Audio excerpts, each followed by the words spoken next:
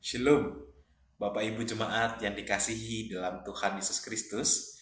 Jumpa kembali dalam acara Sapaan Gembala bersama saya Immanuel Tulas Rolenovlan. Hari ini kita mau merenungkan sedikit bagian dari firman Tuhan. Maka marilah kita bersatu hati dalam doa untuk meminta pimpinan Roh Kudus menyertai setiap hati kita. Mari kita berdoa. Tuhan Sang Cinta Kasih yang ilahi, kami datang ke hadirat-Mu Tuhan, bersama-sama menyatukan hati kami, menyatakan kerinduan kami untuk mau mendengarkan sapaan firman-Mu. Kiranya Tuhan, Engkau mau berbicara kepada kami, sehingga firman-Mu itu boleh menjadi pelita yang menerangi setiap jalan kehidupan kami. Di dalam nama Tuhan Yesus Kristus, Tuhan dan Juru Selamat kami berdoa. Amin. Teks yang akan mendasari perenungan kita pada saat ini akan kita baca dari Injil Yohanes pasal yang kelima ayat 1 sampai 9. Injil Yohanes pasal yang kelima ayat 1 sampai dengan 9. Akan saya bacakan dalam versi terjemahan baru 1. Sesudah itu ada hari raya orang Yahudi dan Yesus berangkat ke Yerusalem. Di Yerusalem, dekat pintu gerbang domba, ada sebuah kolam yang dalam bahasa Ibrani disebut Bethesda. Ada 5 serabinya, dan di serabi-serabi itu berbaring sejumlah besar orang sakit, orang-orang buta, orang-orang timpang, dan orang-orang lumpuh yang menantikan goncangan air kolam itu. Sebab sewaktu-waktu turun malaikat Tuhan ke kolam itu dan menggoncangkan air itu, barang siapa yang terdahulu masuk ke dalamnya sesudah goncangan air itu menjadi sembuh, apapun juga penyakitnya. Di situ ada seorang yang sudah 38 tahun lamanya sakit. Ketika Yesus melihat orang itu berbaring di situ, dan karena ia tahu bahwa ia telah lama dalam keadaan itu, berkatalah ia kepadanya, "Maukah engkau sembuh?"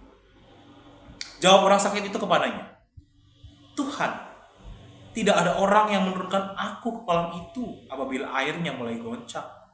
Dan sementara aku menuju ke kolam itu, orang lain sudah turun mendahului aku."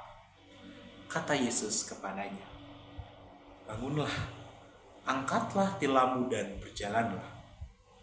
Dan pada saat itu juga, sembuhlah orang itu, lalu ia mengangkat tilamnya dan berjalan.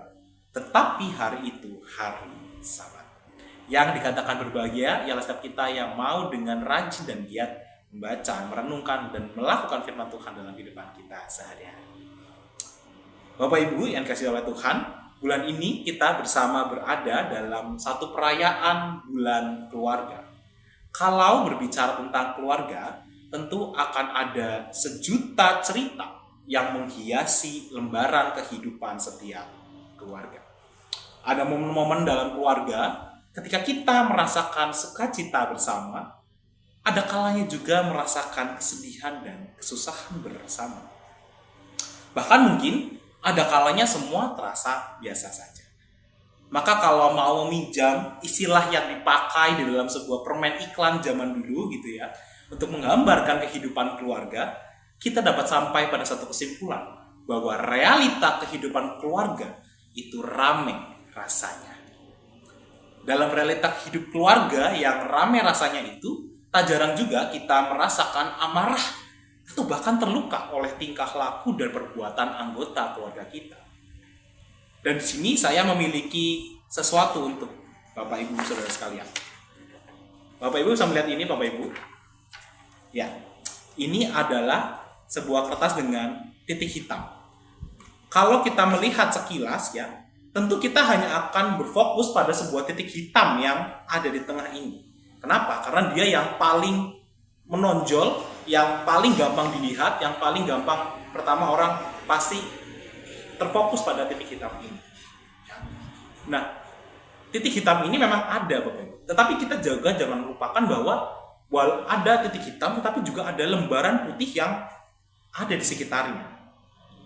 Nah, kita terkadang juga merasakan hal yang demikian terkait dengan luka-luka kita. Bahwa terkadang Bapak Ibu, kita tidak merasakan tidak merasakan bahwa ada luka dalam diri kita, ada luka dalam relasi kita. Karena apa? Karena biasanya tidak terlihat atau bahkan tidak kita sadari, atau bahkan memang sengaja untuk kita tolak.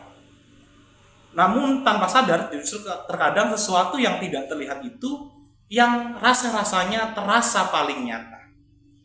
Satu hal yang perlu disadari adalah jika kita membiarkan luka yang ternganga, akan ada kesakitan yang tak kunjung usai, hingga kehancuran yang telah mengintai, rusaknya relasi kita dengan sesama, bahkan dengan keluarga kita. Maka menarik kalau kita mengikuti pemikiran Holly Hansen, seorang praktisi kesehatan pemberdayaan dan transformasi, yang mengatakan bahwa seseorang yang tidak bisa mengampuni, memaafkan diri sendiri dan orang lain secara mental, emosional dapat menyebabkan depresi, mudah cemas, banyak penyakit yang akan ditimbulkan, bahkan imunitasnya menurun. Namun sebaliknya, ketika kita bisa mengampuni, maka kita memiliki imunitas yang kuat, tidak mudah stres, memiliki relasi yang sehat, dan kehadiran damai sejahtera. Oleh karena itu, kita di dalam realita hidup berkeluarga, kita perlu menyadari adanya luka-luka itu dan memiliki keinginan untuk mau sembuh. Sama seperti kalimat Yesus kepada orang lumpuh tadi. Nah, maka menarik kalau kita melihat teks kita, ya, bahwa di dalam teks kita bisa menemukan Yesus yang sedang dalam perjalanan menuju Yerusalem bersama para murid dalam rangka menyambut hari raya orang Yahudi. Ketika sampai di Yerusalem, masuklah ia ke sebuah gerbang di mana terdapat sebuah kolam yang bernama Bethesda, yang artinya adalah rumah kemurahan. Kolam ini dinamai demikian karena kolam ini dipercaya memiliki daya magis untuk menyembuhkan berbagai penyakit yang diderita seseorang, asalkan orang yang ingin disembuhkan itu harus masuk ke dalam kolam sesaat sesudah kolam itu bergetar. Hal ini dianggap oleh bangsa Israel sebagai bentuk kemurahan Tuhan bagi manusia dalam menyembuhkan sakit penyakit, sehingga dinamailah kolam ini dengan nama Bethesda. Ketika Yesus sampai ke sana, bertemulah ia dengan seseorang yang sudah menderita penyakit selama 38 tahun.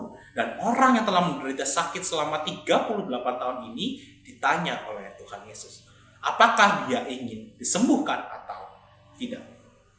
Lalu, orang ini pun mengatakan bahwa untuk waktu yang lama, ia selalu didahului oleh orang lain untuk bisa menerima efek penyembuhan tadi ya yang ada di kolam itu. Maka melihat hal itu, Yesus pun mengatakan pada orang tersebut untuk bangkit dan berjalan. Maka dari sini kita bisa mengetahui bahwa penyakit yang diderita oleh orang ini berkaitan dengan kelumpuhan ataupun hal sejenis yang bahkan membuat orang ini tidak dimungkinkan berdiri, sampai pada nantinya orang lumpuh ini nantinya akan disembuhkan oleh kuasa Tuhan Yesus. Dari kisah ini kita membayangkan betapa besar penderitaan yang dimiliki oleh orang yang lumpuh yang terdapat di dalam teks tadi, bahwa dia menanggung penderitaan oleh karena sakit penyakitnya ini. Namun di dalam penderitaan yang begitu hebat itu, justru ia memiliki sebuah pengharapan yang begitu besar akan kesembuhan yang ia dambakan. Hal ini juga ditandai dengan tindakan aktif dalam respon perkataan Yesus yang meminta orang ini untuk bangkit berdiri dan berjalan, padahal ia adalah seorang yang lumpuh. Dengan demikian, kita bisa melihat adanya respon yang ditunjukkan oleh orang yang lumpuh tadi dalam merespon panggilan Yesus. Jemaat yang dikasihi oleh Tuhan, disinilah kita bisa melihat bahwa ada sosok sang pemulih. Kita bisa melihatnya dari kegigihan dan keimanan yang kuat yang dimiliki oleh orang yang menderita kelumpuhan selama 38 tahun. Mungkin jika orang lumpuh tadi tidak memiliki iman yang kuat untuk mempercayai bahwa Yesus yang akan memulihkan keadaannya, mungkin narasi tentang pemulihan kolam Bethesda ini tidak akan sampai kepada kita pada saat ini. Dan kalau kita mencoba untuk membayangkan, jika kita sedang dalam pergumulan, banyak luka hati dan kita tidak dipulihkan, kehancuran seperti apa yang akan kita alami? Kita pun bisa melihat bagaimana cara Kristus memulihkan kita. Ketika kita berlumuran oleh dosa, siapa yang menanggung itu semua? Siapa yang akhirnya disalibkan? Padahal jika boleh jujur, seharusnya kita yang menanggung semua dosa-dosa kita. Kitalah yang seharusnya ada di dalam salib itu. Namun kenyataannya, Yesuslah yang mau untuk turun tangan sendiri menggantikan kita, menebus dosa-dosa kita. Perlu kita sadari bahwa terdapat banyak lika-liku dalam realita kehidupan setiap keluarga kita. suka dan duka bergantian, sakit dan sembuh pun silih berganti. Jika kita sedang berada di atas, banyak sukacita, keuntungan yang kita dapatkan, mungkin kita sudah tidak minta apa-apa lagi dengan Tuhan.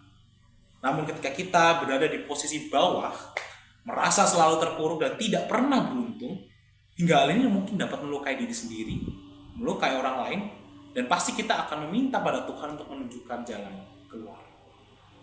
Ketika kita sudah meminta dan ternyata belum waktunya pertolongan itu datang, apa yang akan kita lakukan? Apakah kita akan terus-menerus menyalahkan orang lain, atau bahkan terkadang kita menyalahkan Tuhan atas setiap kondisi buruk yang kita alami? Terkadang kita kurang menyadari akan kegagalan yang kita lakukan, bahkan kita tuh juga tidak melihat luka itu dari sisi yang berbeda. Jika kita melihat luka dari sisi negatifnya, maka kita akan terus-menerus menyalahkan keadaan, dan bahkan kita juga akan terus-menerus bertanya, dan bahkan sampai pada akhirnya kita tidak akan menemukan kedamaian di dalam hati kita. Dan disinilah kita diajarkan untuk melihat luka itu dari sisi yang berbeda. Mari kita melihatnya dari sisi yang positif. Seandainya kita tidak diberikan luka tersebut, kita tidak akan menjadi orang yang lebih kuat dan bahkan lebih baik dari yang sebelumnya. Terkadang dari luka inilah kita bisa belajar untuk kedepannya supaya bisa menjadi pribadi yang lebih baik lagi, supaya kita tidak melakukan kesalahan yang sama. Seperti halnya ketika kita berkendara, Bapak Ibu ya. Kalau kita berkendara kan kita akan menemukan ada spion ya di kanan kiri kendaraan kita. Fungsi spion itu apa sih? Tentu untuk sesekali melihat ke belakang, supaya apa? Supaya perjalanan kita ke depan akan lebih aman. Maka sama dengan luka, kita pun dapat menjadikan luka tersebut itu sama seperti spion. Untuk kita bisa melihat kembali, flashback kembali apa yang telah kita lakukan, kesalahan apa yang sudah terjadi, sehingga nantinya dalam perjalanan ke depan, kita dapat lebih berhati-hati lagi. Lalu pertanyaan sekarang, bagaimanakah pulih yang sesungguhnya itu terjadi? Ya, ada beberapa anak muda sekarang yang sering mengatakan bahwa aku tidak dendam, tetapi aku ingat. Dengan mata yang agak sinis gitu ya, dengan mata yang agak tajam melihat seseorang gitu ya, yang mungkin pernah berkonflik ataupun pernah melukai dia. Nah, apakah ini yang dinamakan dengan pulih? Jelas tidak, Bapak Ibu ya. Jelas-jelas di sini belum terjadi adanya perdamaian di dalam diri. Lain di mulut, lain juga di hati.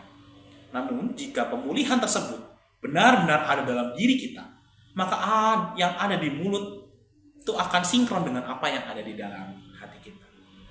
Oleh karena itu, yang dinamakan pemulihan itu harus terjadi secara holistik atau utuh. Yaitu suatu keadaan di mana secara mental, fisik, spiritual, dan sosial kita benar-benar merasakan yang namanya kedamaian. Mau dengan rendah hati memaafkan kesalahan orang-orang yang mungkin telah melukai kita. Mengapa harus secara holistik atau utuh? Karena ketika kita terluka, mungkin secara relasi kita dengan sesama, secara sosial kita masih bisa berpura-pura menerima luka itu. Atau seolah-olah tidak terjadi apa-apa dengan orang yang pernah berkonflik dengan kita. Dan bahkan itu juga sering terjadi di dalam realita-realita kehidupan berkeluarga. Ya. Namun aspek yang lain yang tidak bisa berpura-pura, itu bahkan kadang tubuh kita akan merespon tuh. Tubuh kita akan jadi lebih merasa sakit ya, mengikuti pemikiran tadi Holly Hansen. Bahwa secara mental kita akan terbawa pada stres, bahkan secara spiritual kita bisa saja loh menjauh dari Tuhan karena kita merasa bahwa Tuhan tidak mendengarkan doa-doa rintihan hati kita. Padahal jika kita mau jujur dalam hati kita, hidup kita tidak dapat terlepas dari campur tangan Tuhan. Luka hati kita tidak dapat pulih secara utuh tanpanya. Ketika kita mau merendahkan diri kita di hadapan Tuhan, mau berdialog dengan Tuhan, maka Tuhan sendirilah yang akan memulihkan segala luka hati kita dan memulihkan bahkan juga sesama kita. Memberikan dampak positif pada sesama sebagai tindak nyata bahwa Allah memulihkanku dan aku akan mewartakan kasih-Nya melalui sesama. Dan inilah yang seharusnya terjadi dalam keluarga kita. Apabila terjadi konflik di dalam keluarga, maka kita perlu memiliki kerendahan hati, mau untuk memiliki kemurahan, melepaskan pengampunan. Tidak mudah Bapak Ibu untuk melepaskan pengampunan dan berdamai dengan setiap luka kita. Tetapi kita percaya sama seperti orang lumpuh tadi yang mungkin tidak akan bisa pernah sembuh jika ia tidak memiliki keinginan dan merespon secara positif tindakan-tindakan yang perlu ia lakukan dalam upaya penyembuhannya. Demikian juga kita, ketika kita terus berfokus pada luka kita, dan bahkan kita mau dengan sengaja menutup luka itu rapat-rapat, dan bahkan tidak mau untuk melepaskan pengampunan, maka kita pun tidak akan dimungkinkan mengalami pemulihan yang holistik, pemulihan oleh cinta kasih Tuhan dalam hidup kita. Kiranya dalam naungan kasih-Nya, Sang Cinta itu senantiasa memulihkan kita. Mari kita satu hati dalam doa. Tuhan, kami mengucap syukur untuk bagian dari firman-Mu yang mengingatkan kami tentang pentingnya menyadari luka-luka yang mungkin terjadi dalam relasi keluarga kami. Tuhan, kiranya di dalam Roh-Mu, kami semua dimampukan untuk memiliki kelegaan hati, untuk memiliki kerendahan hati juga, untuk mau melepaskan pengampunan bagi keluarga-keluarga kami, bahkan bagi sesama-sesama kami yang mungkin pernah melukai kami. Ajarilah kami Tuhan untuk benar-benar mempraktekkan cinta kasih Tuhan yang begitu besar, sehingga kami pun dimampukan untuk melepaskan pengampunan dan berdamai dengan setiap luka-luka kami. Bahkan di dalam cinta kasih kami juga dimampukan untuk pulih dan sembuh dari setiap luka-luka kami. Inilah kami Tuhan, kami serahkan hidup kami ke dalam pimpinan Kristus, Tuhan dan Juru Selamat kami. Kepadamu kami berdoa. Amin. Demikian Sapaan Gembala edisi kali ini. Sampai jumpa kembali dalam Sapaan-Sapaan Gembala edisi yang lainnya. Tuhan memberkati kita.